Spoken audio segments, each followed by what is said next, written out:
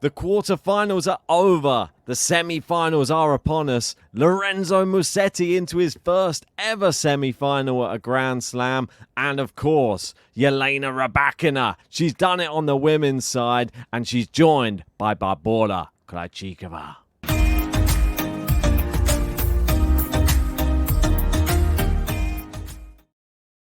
Before we get into the tennis, let's speak about the big news of the night, and that is football is coming home. England, they beat the Netherlands. I beat Roland in my bet with him. I've just remembered that right now. And England will be in the final playing Spain. What a night for the country. Everyone is celebrating. It is a magical, historical moment into the final against probably the best team, I would say, at this Euros.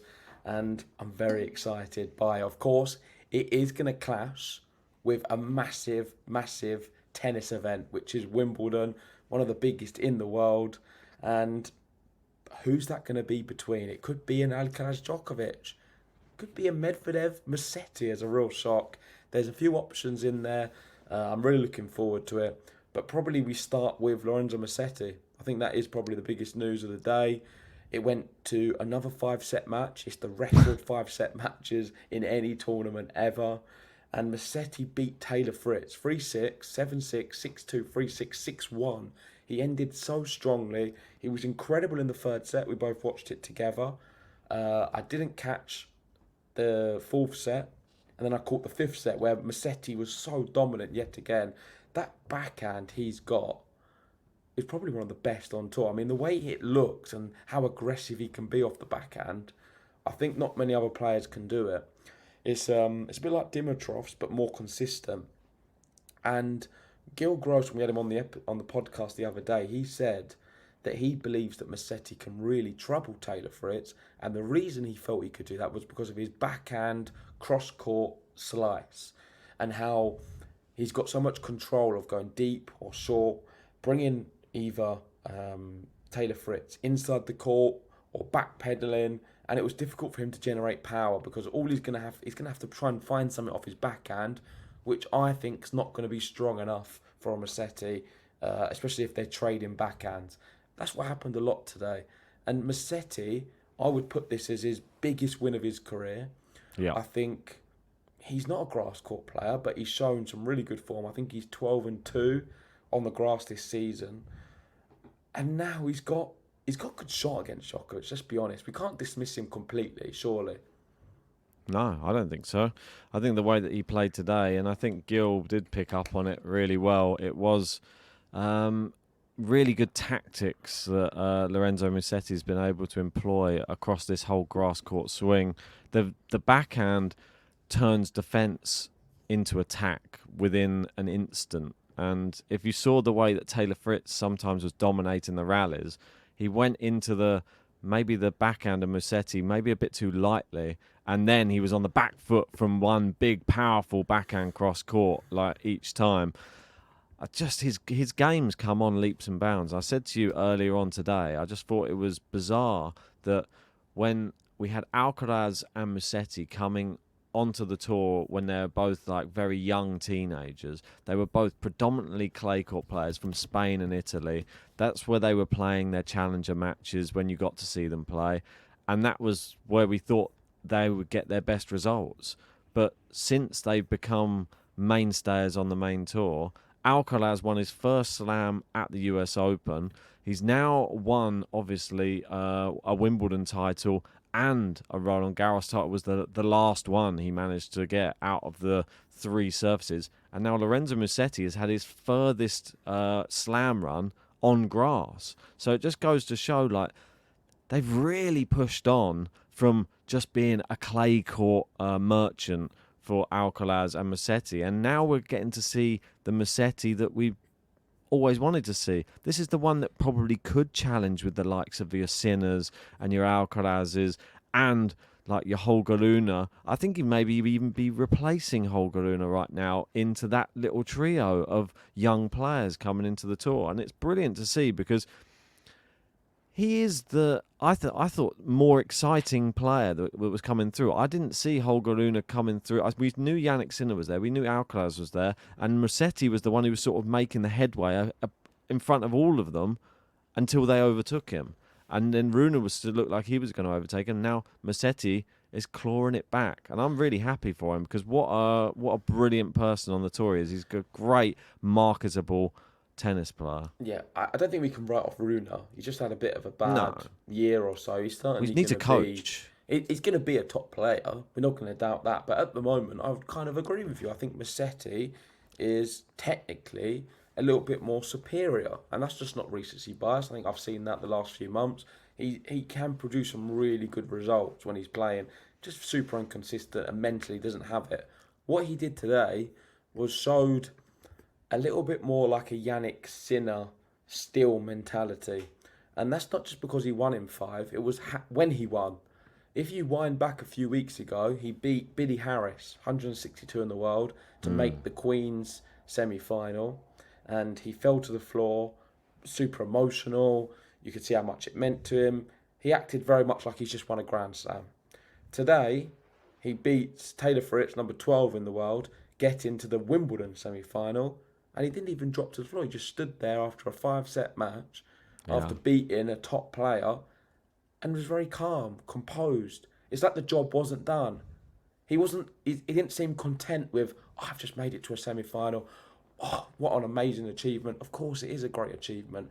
It seemed like he had this mentality in him, like, I've done that. I believed that I could do this. And I'm not surprised by me doing this here today against Taylor Fritz. Now I'm going to go and play Novak Djokovic, and I'm going to give him a real match. And I'm going to show everyone that I'm not going to go 2 sets up and lose in 5. I'm not going to go to a 5th set and struggle against Novak Djokovic.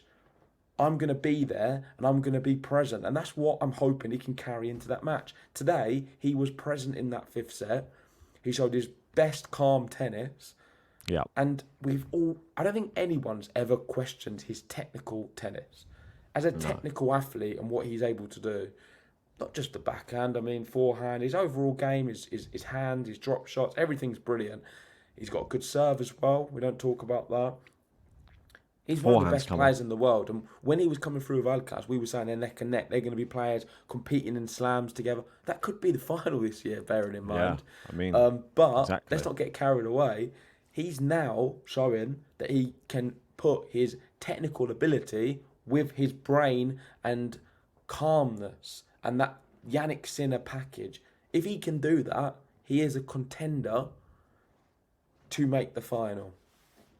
Yeah, and I think that one of the key things, I know I've said it before on other podcasts, maybe people who haven't joined us for other ones, I'll reiterate it. I think one of the key things for Lorenzo Musetti, and it will be shown in his story that he did post, is this. In between his matches at Wimbledon, this is what he's up to.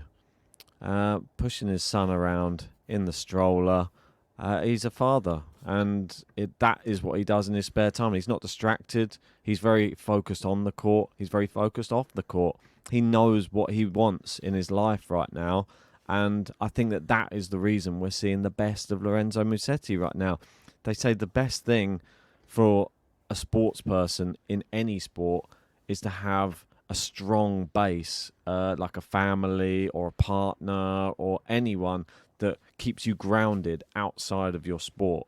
And I think he has that right now, and he has a really solid base outside and very strong mentally off the court.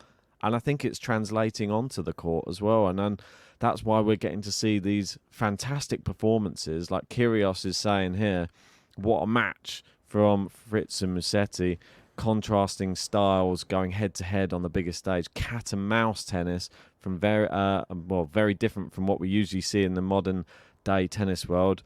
What are you guys feeling after that one? Well, I'll tell you what I'm feeling after that one is I feel that Lorenzo Musetti, it was cat and mouse, but I felt like he was the cat at the end of that. In that 5th set, he proved he could outlast somebody like a Taylor Fritz who just took out someone like a Zverev in 5 sets. It was like the Alcaraz, we see what he does in a 5th set.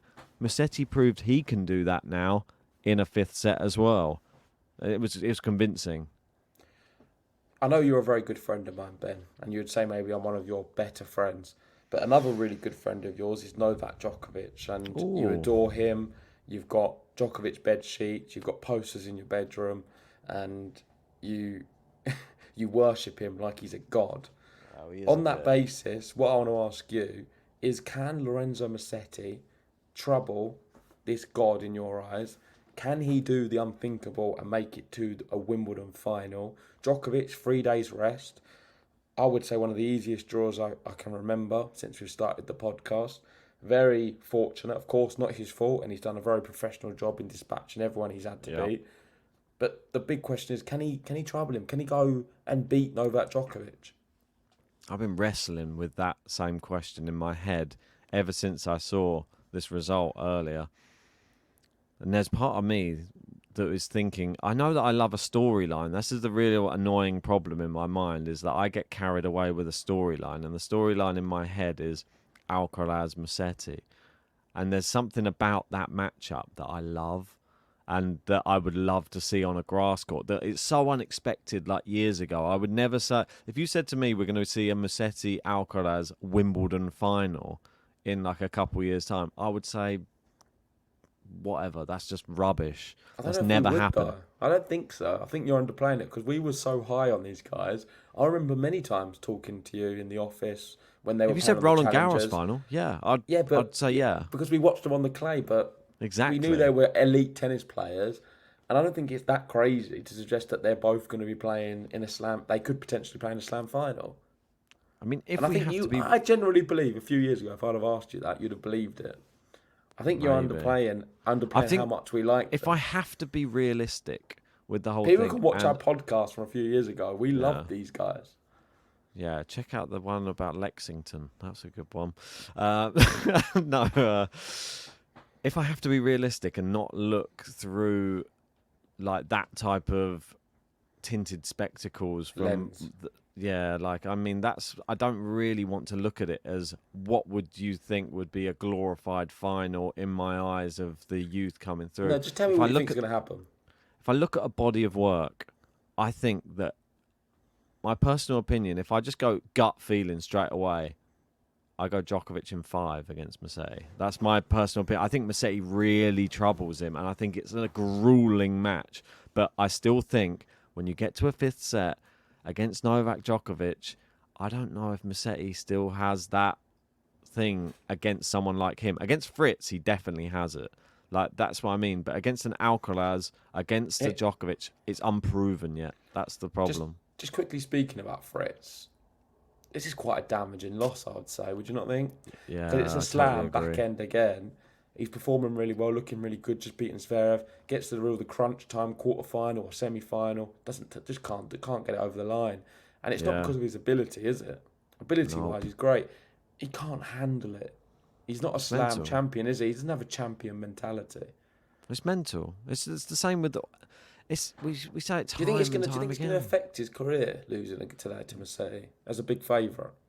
Yeah, I think it might. I think it will affect him as it's probably affected him in that Rafa defeat as well. He played an injured Rafael Nadal and lost in the quarterfinals. You got to remember that it wasn't prime Rafa. It was Rafa who was struggling with injury and barely made it over the line. And he still lost a 5-set match against him. He lost against Musetti.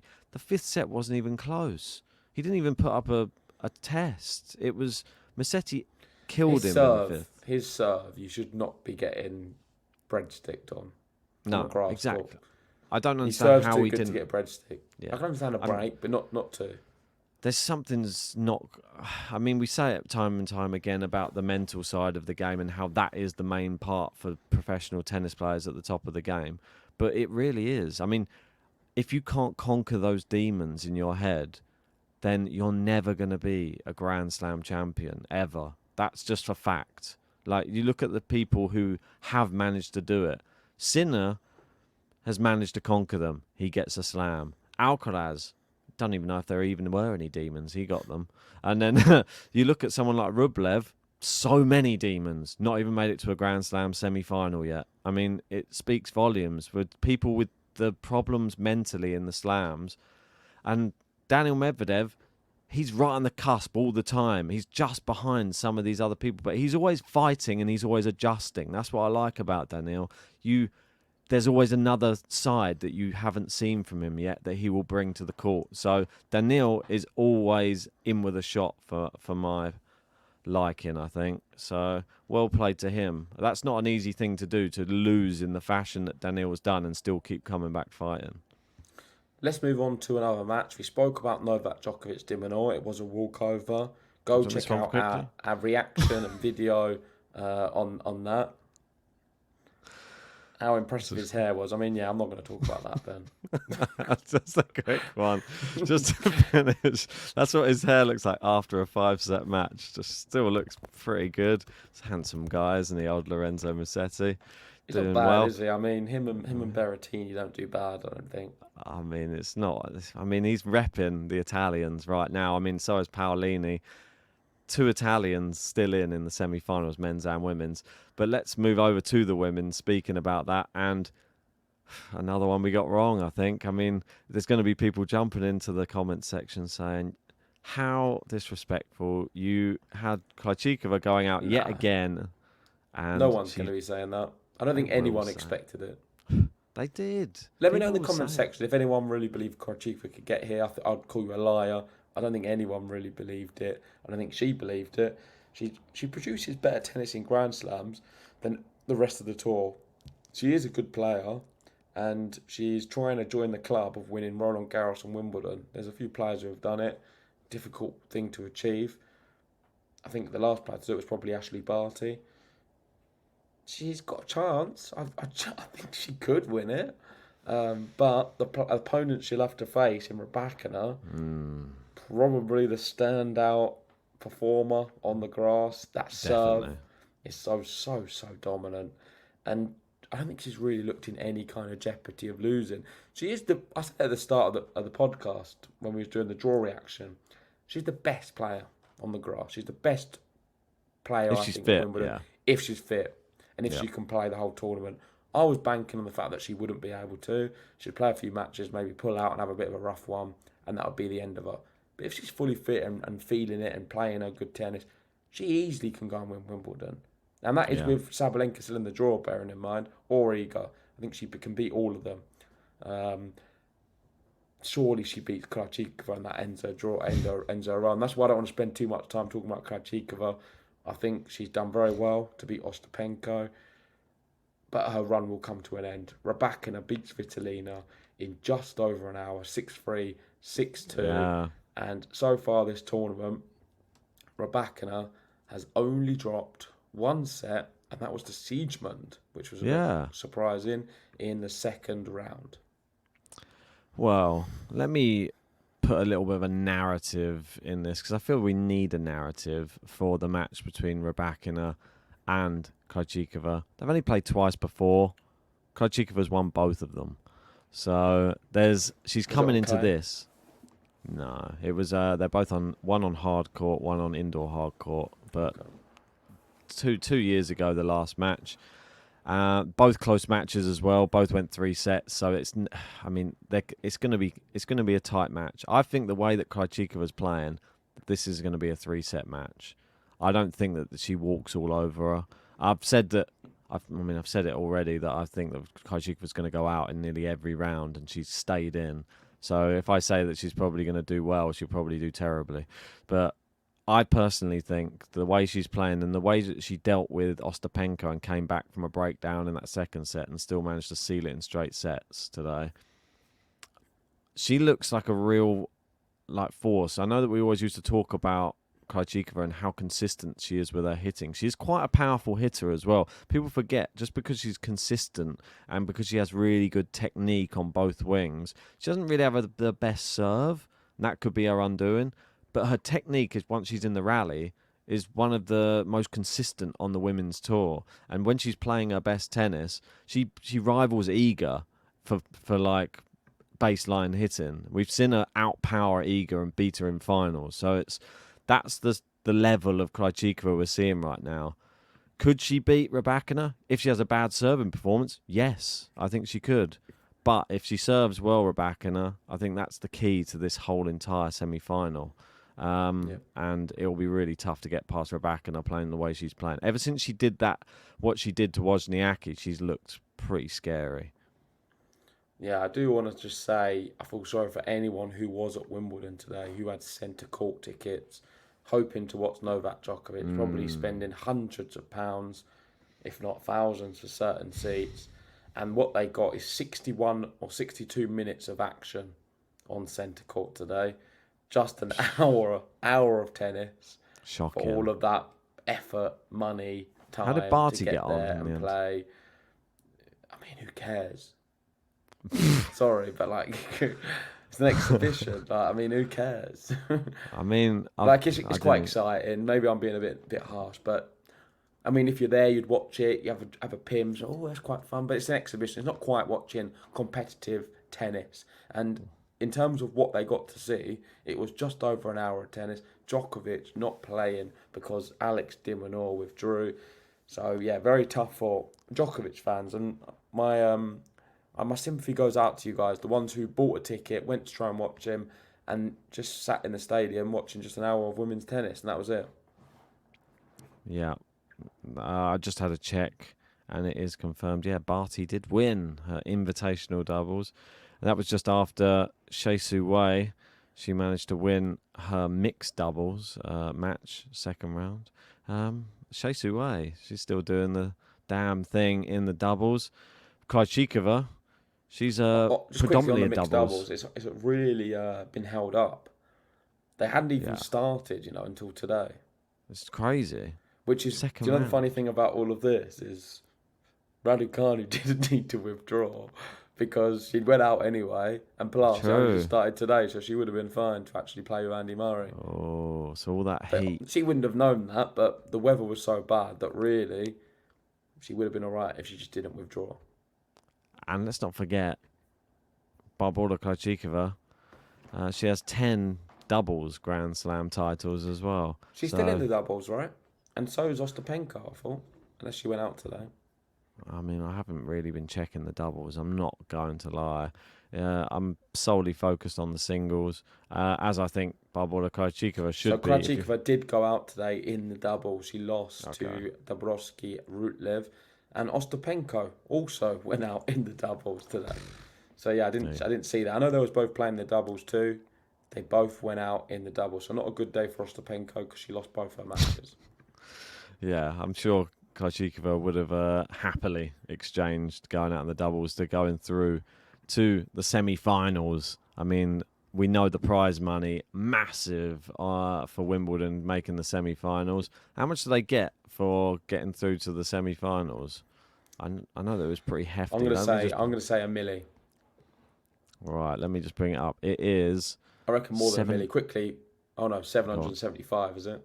No, 715,000. Oh, okay, fair enough. Yeah, so that's what you get if you get into the semi-finals. You get a milli if you get into the final. Yeah, 1.4. Pretty Not bad, is it? Anyway, let's move away from that. And I don't know if you want to give your predictions for tomorrow, and then we'll wrap this one up. Yeah, let's have a look at our last predictions. You can see here, day 10. We both had Fritz to win, so we got 0. Djokovic didn't play, so we can't really count that. On to the other side, Ostapenko in the straight sets. We both got, that's a 0. And we both had Rybakina in straight sets, so we both got 3. So that wasn't the greatest of rounds, the day 10, was it? Are we going to be giving our predictions on our semi-final picks for the women's? If you've got it set up, if not, we'll do it tomorrow. I mean, it's going to be kicking off probably, I'd say, pretty early. I mean, okay, so let's we may give as well them now. So the matches we have for the them. women's is Donna Vekic, Paolini, and Krejcikova, Rybakina. Vekic is going to be on first at 1:30, and Rybakina will be playing at 3 o'clock. So first up, Paolini is favourite, and she's playing some of the best tennis we've ever seen from her. Looking incredible at an all-career high. You know what I'm going to be doing. Donna Vekic loves 3 sets. Paolini loves winning. So it's inevitable. Paolini to win in 3 sets. Yeah, I mean, all right, okay. So JG goes power. Oh, is it Paolini? I think we had a correction in our Correct, yeah. Polini. Paolini in 3. I'm all for the story. I'm gonna go Paolini in Boo, straight copying me. sets. In straight sets, though. Okay, I you mean, can go first on the next one. for me, that's the story. I'm gonna be going for Rybakina in 3 sets. Okay, and I'm going to have Rybakina in straight sets. Okay, let's get that in there. So Let we us know in both the think comments. it's going to be the same final. I mean, I think it's the final I'm hoping for, to be honest, more than anything. I'm not no disrespect, but if we get Vekic versus Krejcikova final, I think it will be one of the lowest viewed finals that we've ever seen at Wimbledon. I don't know. I think people will be they'll buy into the Vekic thing more. Yeah, but Krejcikova doesn't seem to bring in views. that's the sad thing. I think that she should do something. I was thinking about this earlier on today.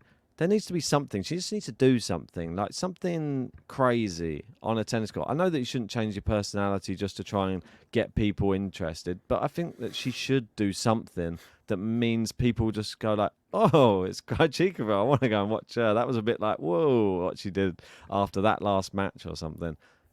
Come on, give us something, Barbora. That's all I'm finishing with. I think she needs like a little edge. I don't think we're gonna get it, and I think Rybakina's gonna beat her anyway. So let me know what you guys think in the comments section below. If you haven't already, hit the like button, subscribe if you're new, and we'll see you for semi-final action tomorrow at Wimbledon. And remember, football's coming home. England are doing it in the final. What a day! What a day for British tennis and Britain in the football. Let me clarify. Not because we have a British player in the tennis, but just it's a British tournament. Come on, Wimbledon's one of ours. Goodbye. Ciao, ciao.